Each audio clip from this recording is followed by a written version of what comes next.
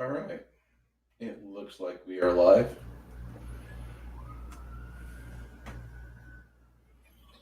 Well, hello, guys. And it's the 19th of October. We have less than 15 days till we elect Donald Trump to be a two-term president. I just got done watching what I could stomach of Joe Jorgensen on Josiah Rises podcast or YouTube site. And really, Josiah, you're fired, dude. I'm so happy that you are making all of the things that you wanted to do with your site happen. Your partnership with Geeks and Gamers, your friendships, everything that you've got going on, rock on, dude. Seriously. And if you guys are not a subscriber to Josiah Rises, you probably should, because he's a really good streamer. He does a lot of stuff. I thought he was going to get killed for a minute because the guy was just doing like anti-deep state stuff, talking about various pedogate, Comet Pizza stuff, and he wouldn't stop. And you know what? It takes a man to want to talk about things that are not popular. So, after I got done watching that, I said, I need something to be light and fluffy. It's a Monday fucking night, and I need light and fluffy. So, I brought out this book that I published in 2012. Thank you, Create Space. Thank you, Amazon. And I'll put some links up in the description so you guys know exactly where you can buy it. The PDF, I believe you can get for $1 still. Let's go Elijah's story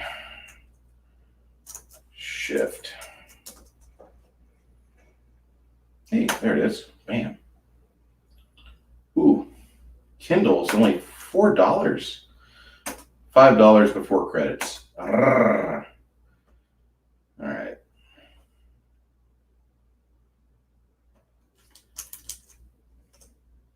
So, anyway, I'd like to read you this, and this starts off with a thank you to James Cagney and Vin Diesel. Your movies inspired the main protagonist.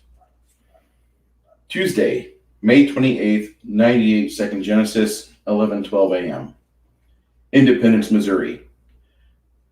The cigar smoke wafts around Elijah Branch's tusks and up past his nose. Usually, the olive-skinned half-orc would blow it out the side, but that doesn't look as cool to him. He stood in front of a mirror and tested this before. Because of this, he suppresses the urge to sneeze. And this used to be a struggle until Elijah learned to imagine his nose was somewhere else. For a moment he thinks, I'm not in a sewage-smelling room with an ogre and a goblin. The half-orc takes 3 deep breaths through his mouth. Maybe this will work out for once. I'll just trade products. Damn it, someone kick me. Damn it, someone kick me. I'm dreaming again. He opens his eyes and forces himself to deal with the reality of the situation. Grick, the goblin fixer, sits on a bar stool looking in a manila envelope, his large brown eyes wandering back to meet with Elijah. You're an asshole, Branch. The green-skinned demi-human titters and clenches his fist, screams a moment, and then pulls a straw from his pocket. Grick leans down to snort the white powder. Great minds think alike. Elijah glares at the user. I can push you however I want, Grick. I want to get this deal done and get out of here. Every time I deal with you, we fight, and nothing gets accomplished. Worse, we end up bruising ourselves. And it's a shame that I can't burn you to a crisp without the possibility of some hate crime being placed on me and getting a roomie I don't want in the slammer. Grick is barely over 50 inches tall, but a surprising 125 pounds of muscle and anger management issues. Even for a goblin, his head is unusually shaped. It looks like a cactus-colored football. A football with wide double row of ugly teeth are evident when he smiles. Elijah wipes his hand across his shaved head. Sweating comes naturally to him. The goblin leans down to the table and snorts the last of his cocaine sample. Tossing the straw to the side, he wipes his nose. Elijah looks at the ogre sitting to Grick's left. The ogre, Maxwell Luger, is wearing a 6XL trench coat, and under it, a Che Guevara t-shirt lace stained with barbecue sauce. Please excuse this rude fuck, Elijah. The sad eyes of Maxwell looked to the plastic bag of sample material, then to the greenish nose with flecks of white powder around its nostrils. Right now, Maxwell looks less than happy that Grick takes such long pulls to test material in question. Grick's reactions ignite with a comment, and he punches Max in the eye before he can retract the thought. Elijah immediately leaps onto the table and is pressing a blade to the goblin's throat. I'm still unpaid, Grick. Maxwell is a large, accommodating type for even an ogre's standards. The ogre reaches over to Elijah's knife and pulls it from the goblin's throat. He'll pay for that, Elijah. I thank you. Elijah nods at him, and slowly he folds the knife and puts it back into the jean jacket he's wearing. What type of asshole punches his buddy in the eye for being truthful, Grick? Grick puts his thumb under his chin and flicks it towards the half-orc. Grick, come on, you're being unreliable for not paying the man already. He's waiting for you to pull that bag that is kissing your bar stool and empty the contents of it so we can negotiate what will happen next. Elijah looks at the door for a moment. Oh, this day is going to suck. I can always take the stuff out and market it myself without the help of your syndicate brothers, Grick. I'm sure that the folks from MS-13 would love to have a low brokered price for a reputable transport specialist like myself. Hell, I'd offer a long-term contract for getting nose candy up here. Maxwell swallows. Grick, if he does that, I'm sure that he'll kill you before he starts talking to new folks about his trade. Grick's eyes narrow. The fixer almost visibly winces every time someone even thinks of mentioning the Mexican drug cartel. Elijah kneels down to grab the duffel bag. You know, Maxwell, I think I probably could do this.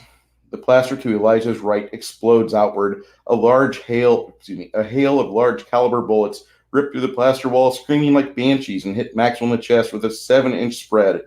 Elijah covers his face and rolls under the table, forgetting about the bag. Fucking A right, the suckage has started. The sound they make causes ringing in his ears, not to mention the ripping of flesh and organ tissue should they impact. His feet come around, sweeping a bar stool off its 4 legs. Grick is already rolling across the table, dropping to where Elijah stood and grabbing a duffel bag. The athletic goblin pulls the bag closed and leaps up on the table. Shit! Elijah looks at the cigar lying on the floor, hearing Grick struggle to pull his piece out and try to press the muzzle on the heavy table. Elijah rolls towards the door. Maxwell slumps too far to the right, trying to press his hand against the numerous wounds in his torso. Hearing the sickening sound of the sucking chest wound, he topples out of his chair. Another hail of bullets rips into the room from outside. These wail harmlessly into the room. Fuck! Hold your fire, assholes! Grick knows no fear, pulling his own trigger and blowing through the table trying to kill Elijah. He fires 3 more times blindly. Elijah quickly stands up, swinging the bar stool at the little bastard. Grick panics and tries to block it with his arm, but gets knocked off the table. Dropping the bar stool, he mutters, Sorry, Max. Elijah grabs the envelope out of the trench coat. Max's eyes meet Elijah's for a moment. It is the last accomplishment Maxwell Luger has. Grick punctuates his life with 2 to the forehead. And that's how my book starts out. A half-orc, a goblin, and an ogre in a room with cocaine and a bag of money.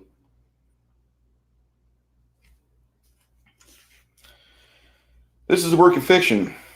The book here is for your enjoyment. The people in the book are mere characters in the fictional piece. Some of them are patterned off real-life individuals, as most are most of all characters in all fiction. But any coincidences or correlations to others in the real world are just that. There are no monsters, magic, fae, goblins, and the like. This is a piece of fiction, and all the consequences of people in the real world trying to imitate what happens here are left to the performer's own risk. Please do not try the actions in this story. They could lead to death or severe injury.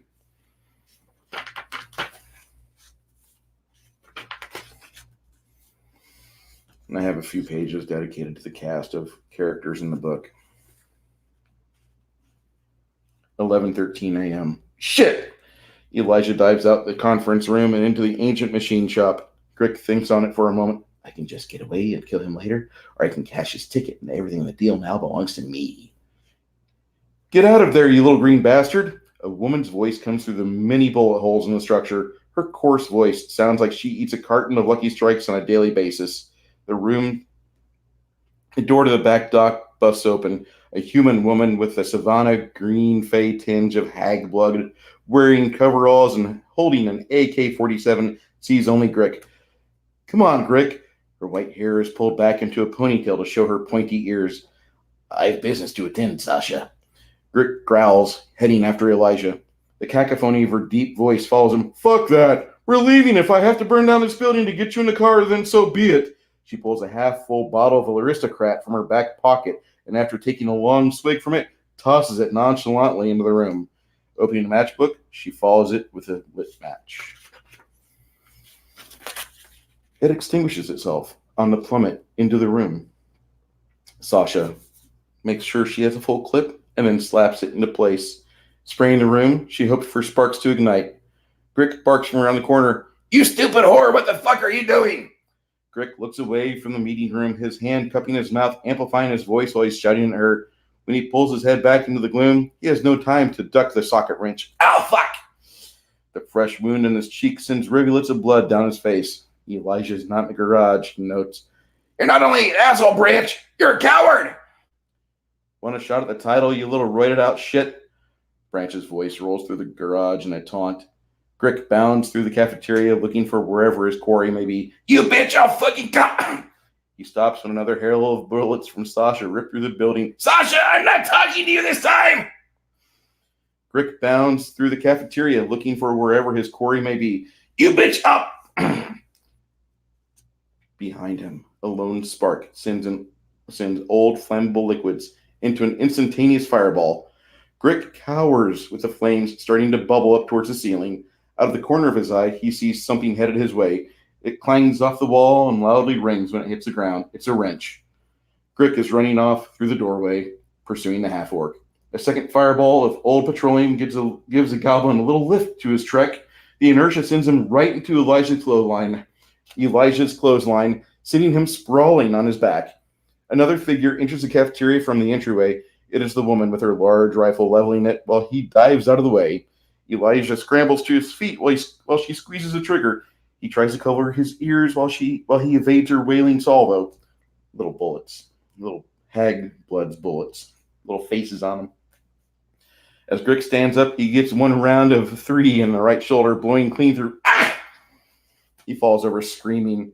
Elijah does not look back. Anxious about what is outside the shop, he's right to worry. The front door gives to his shoulder, and Elijah spills out into the boulevard in front of Mort's transmission service. 4 uniformed peace officers with pistols in hand follow him as he sprawls to the gravel. Freeze! One of them screams an order to Elijah. They surround the half-orc. Elijah stays prone, lacing his fingers together. Watching a pair of government-issued boots stomp in front of him, he exhales. Hey, I'm Dastardly. Thank you, sir. I got him covered, one states to another. One leans down to check for weapons, patting Elijah's back pockets. A 3-round burst reverberates off the interior of the shop. The screams from the wailing bullets echo in the almost noontime industrial district. Shit down! Down! One of the officers exclaims, and all of them are sprawled out on the ground facing the shop. Arm up!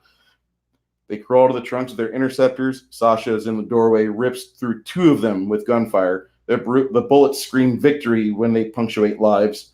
A tittering laugh echoes through the doorway. Elijah sees 2 bodies spilling blood into the gravel and dirt. Sasha points a barrel at Elijah, cowering behind the sedan. The other 2 officers are behind cover. You cost me a lot of money today, half-breed. She pulls the trigger, but all she can hear is an audible click. Elijah gets to his feet quickly while Sasha pulls a magazine out of the rifle. Sprinting around the trunk of the first interceptor, he looks at one of the officers. She's reloading, assholes. Kill her. One of the officers peeks around the back windshield and draws a bead on her. Elijah hears him squeeze the trigger, but a 3-round burst cuts through the neck and jawbone. Her manly voice booms out, Branch, you're screwed either way. If you go with them, you'll have prison time. If you give yourself to me, I'll let the last cop leave alive and you'll be my bitch. Her voice carries well into the avenue. Elijah hears the last cop screaming into his radio. Back up! I need backup now! I think you're fucked, Sasha. Better take Grick to the vet while you can. She has more balls than I do, I promise. I'd never promise a cop a day tomorrow. The cop scrambles to the interceptor to wait for Sasha's response with Elijah. Cavalry's on the way. His name tag identifies him as Officer Craig. Have them approach from DuQuoin Street for a hammer and anvil maneuver. Elijah shouts back at the cop. Approach from DuQuoin Street. He stops keying his mic, looking twice at Elijah. Why are you helping me? One less monkey on my back makes me happy. But Sasha hoses the entire car with a total of 36 screaming bullets. Elijah winces in pain. Blood oozes out of a grazing shot. Son of a bitch! The cop slumps to the ground. An exit wound in the shoulder spews blood like a struck oil well. You still alive, Branch? The manly voice rolls out from the machine shop. The officer next to Elijah motions the half-orc closer. Take her out!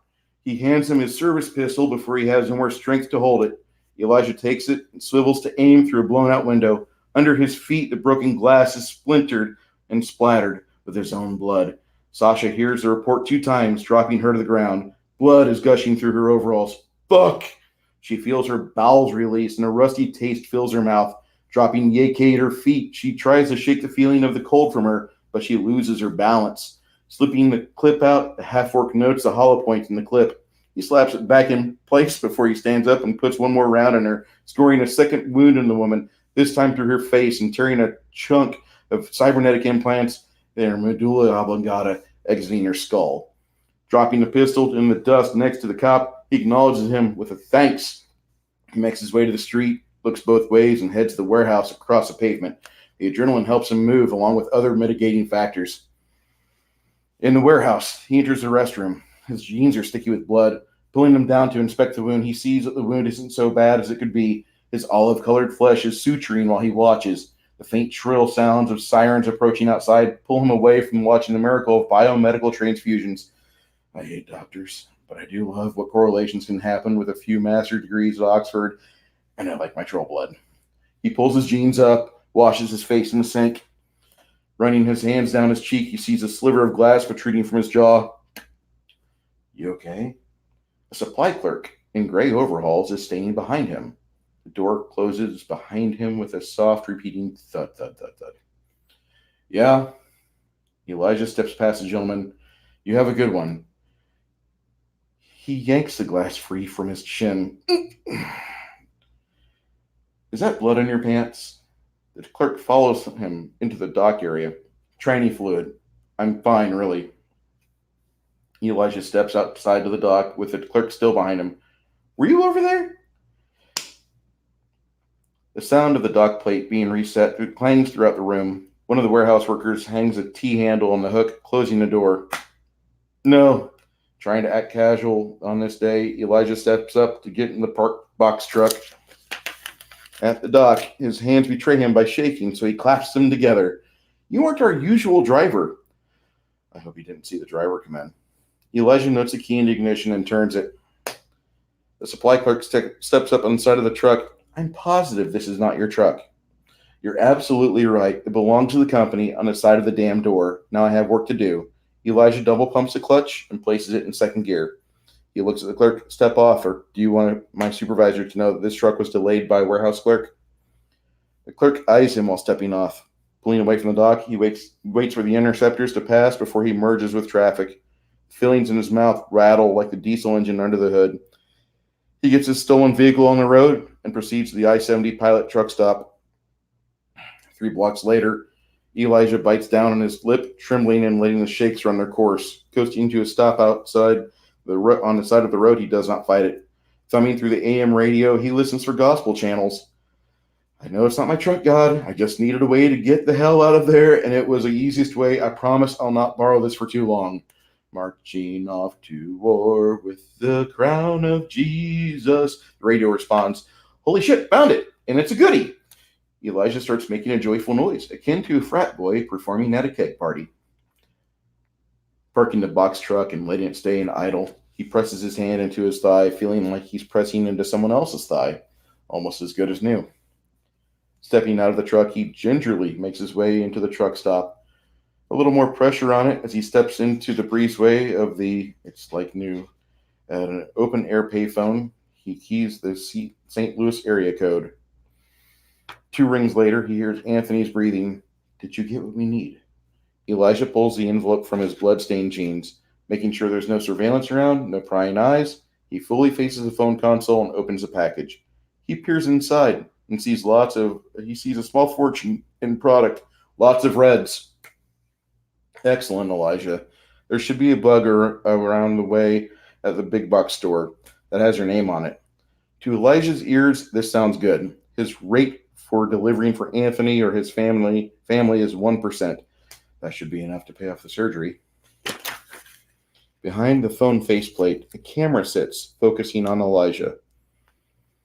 In the Cincinnati Law Enforcement Center, FBI agent Monty Williams sees an alert come across a flat screen monitor. Clicking the geomorphic network camera system with a trackball, he watches the feed with all of his attention. Turning the volume to an appreciable level, he listens. Sending a fast message to the Independence PD, he hopes that someone with competency responds. He runs his hand down his long coat sleeves. Skip Cook, another agent, sits down next to Monty in the surveillance room. Is this your greenskin? Skip's polo shirt is smeared with wing sauce. It is. Pursuing this one is like a World War II U-boat hunt.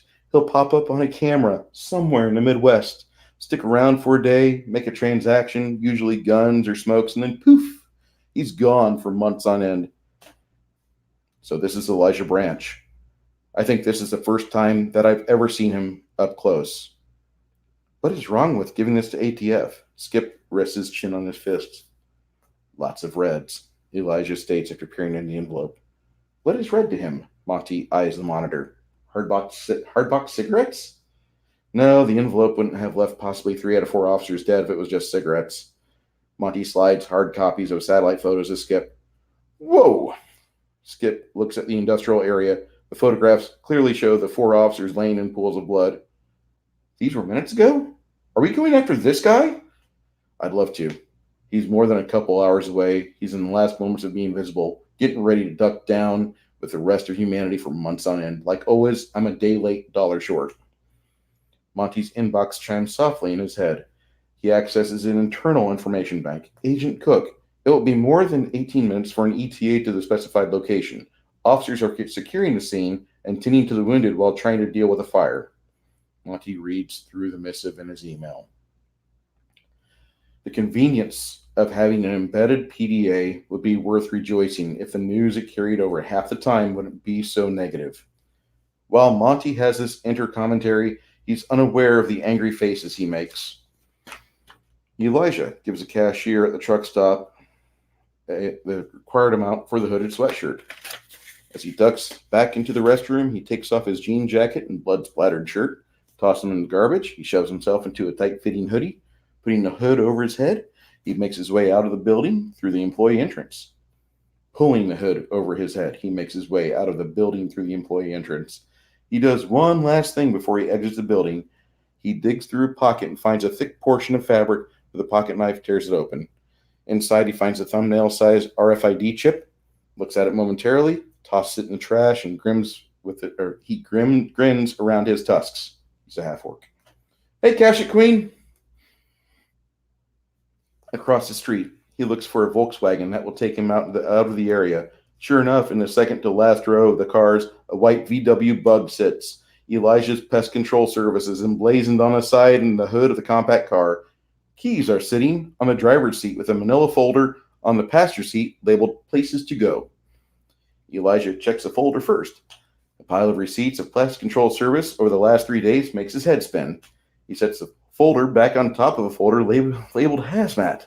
Opening the sunroof, he enjoys the warm sun on his shaved head. Sticking the keys in the ignition, he gets the car rolling. The CD player spins. Elijah, this is Anthony. The speakers are loud. I'm sending you to drop off your most recent acquisition in Rochester, New York State. There's a pile of credit cards that you are to use in passenger visor. After each use, stitch them. Elijah mouths, Rochester. What the hell are you doing sending me to stinking Rochester? It's Buffalo. Buffalo's stinking. I know nothing about Rochester. He opens his wallet, counting the $100 bills. Never mind, I'll pay for it myself. The VW rolls into traffic. Elijah moves his seat back, getting comfortable while at a red light. I can't believe that after all these years, this thing remains relatively unchanged. He admires the dashboard and runs his hand across the plastic and vinyl. It's almost the same from the original release of the Volkswagen Bug. Elijah accelerates through the green light, fixing his rearview mirror and excelling as best he can. Ejecting the CD from the radio, he sets it aside. Flipping through the stations, he finds a popular rock station among the majority of Kansas City country and western on the FM band. It's 12:01, and you know what that means, don't you? I'm Dan Dare, and it's a nooner drive time. From here till 1, we will be listening to some great rock from the last decade, along with current heavy rotation of what corporate America wants us to shove down to you, the listener. When we come back, we'll have some Roth-style Van Halen jump, and then the Dancing Leopold's #1 hit in America. For now, it's a commercial break. Or it's boards. Hello, sir. The radio goes silent while the VW shifts to the turn lane. Elijah keeps checking his mirrors while making his way to Sterling Avenue. Americans, it is time for change. The speakers boom and crackle with a roar of triumph. Elijah's hand unconsciously turns it down a notch. A full-scale orchestra swells with "For He's a Jolly Good Fellow," and a massive voice returns. I'm Leneticky, the front runner in the Democratic primary, and as the only qualified individual in the Northern Hemisphere for the role of Democratic National Committee nominee, I'll tell you now that I'm the only individual that could eat his opponent alive, and many of you do not doubt this. I would prefer not to eat any opponent alive, as no amount of ketchup or horseradish will nullify the nasty taste of preservatives and fats that America eats as part of their staple fast food diet. Elijah groans. His deep rumble conveying his disgust. I liked you until you started slamming my food. Indeed, America, there are foreseen changes on the horizon, and you are part of history in the making. I offer you all a distinct choice, no matter the situation. With me, there will be nothing to stand in the way of progress. The changes will roll forth. With me, America will prosper under new initiatives. Everyone wins. With me, my ideas are conditioned over the courses of decades of understanding and watching you lose. What makes you so different from your comrades all over the globe? Your ancestry makes you no different, yet America has been a beacon for lost souls the world over for 300 years. Elijah shakes his head, not wanting to deal with the thought of a dragon gulping down food while surrounded by reporters. The gristle slurping off its snout and blood running down its chin. Under the dragon's forepaw, a bovine lays with part of its throat slashed open. The legs were broken along with its neck, so it could be dined on at the dragon's leisure. The truck lurches, a pothole in the road, bringing Elijah back from that fearful realm of imagination in his head. And I messed up at that very last portion because I said the truck lurches. It should be the Volkswagen Bug lurches. And that is where I'm going to stop for tonight. This is on page 25 of a book I released in 2012. This is Shift, Elijah's story. That's my friend Alexxa. I don't know whatever happened to her, but she did very well for the painting or the picture I needed. So I'm going to be happy with that. If I ever find her, I'll give her another few $100 because she helped me make some money that year. All right, guys. I don't know if you liked it or not, but I hope you enjoyed it. I wanted to just read that because I needed something light and fluffy, and I'm going to be painting now, and I want you guys all to have a great night. M. Dastardly, it's always good to have you on, man, and probably be throwing up a live stream tomorrow night and read more of this, and then do like an open call chat, but it's like 9 o'clock. I had a bad day at work, and I just needed some fun. You know what I mean?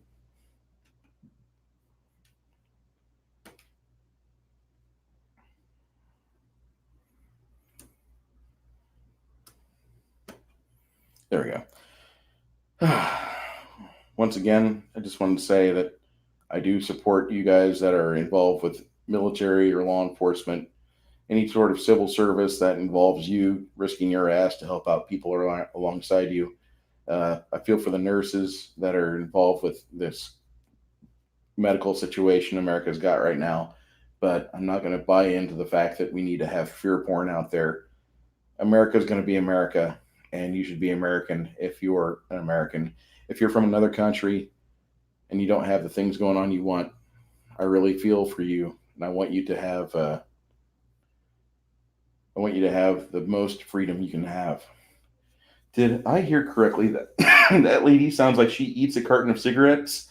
Yeah, Sasha, I wrote her thinking of Dr. Girlfriend, and at the time I was watching a lot of Venture Brothers, so I think that's actually like a direct quote from somebody talking about Dr. Girlfriend. I probably was not a very good author. I even missed stuff. This book is like a fun project I did back in 2011, and I finished it in 12. I didn't edit it. I messed up in a lot of parts, but I just wanted something fun. And I'm reading Kai's book right now, and I didn't want to read that because it seems like whenever I'm reading something for like I'm going to make a video on this, it's work. But when I'm reading my own book, it's like okay, I can rip into this because I wrote it. Kai's book is really good. There's a lot of good editing work they've done.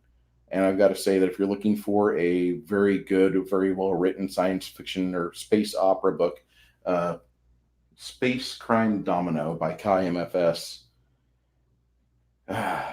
Well, M. Dastardly, listen, I will do another live reading of it for another 25 pages or another 20 pages tomorrow night. I got to say, AFK Bard really helped me out just by reading her stuff and other stuff out there. I'm like, I love to read. I love to read aloud. That was one of the things I did when I had a girlfriend. Back whenever I was like having bad decisions about people I let in my life, and getting rid of stuff because oh well, she wants it when she leaves. Anyway, so you liked it. That's good, man. I'll read more of it tomorrow. I got the link up in the chat here, and I'll post it again once this video posts, and you guys can check it out for a huge discount. I'll look for it on other sites, but I got the Amazon link there. I think there's a place called Smashwords. You can buy it, and it's available for every electronic format. I think I got it there for $1. I have no problem about putting it there because I made money on it. I was happy. Oh, new comments. Solid. Sir, it's been a pleasure. I'll be uploading this here, and it'll be on live on my channel. I thank you so much for showing up tonight. And for you guys that are going to watch this in the after bits, I thank you for showing up. If you do like what I have, go ahead and give a like and share if you really like it. I mean, you don't have to. This is a book that's not, I'm not going to do a re-release. It's warts and all. It's out there. And I'm pretty proud of the fact that I was able to do it on a 80-hour work week when I started in the oil field. But you guys appreciate it. As a Homelander would say, you're the real heroes. Anyway, you guys have a great night, and thank you so much for showing up.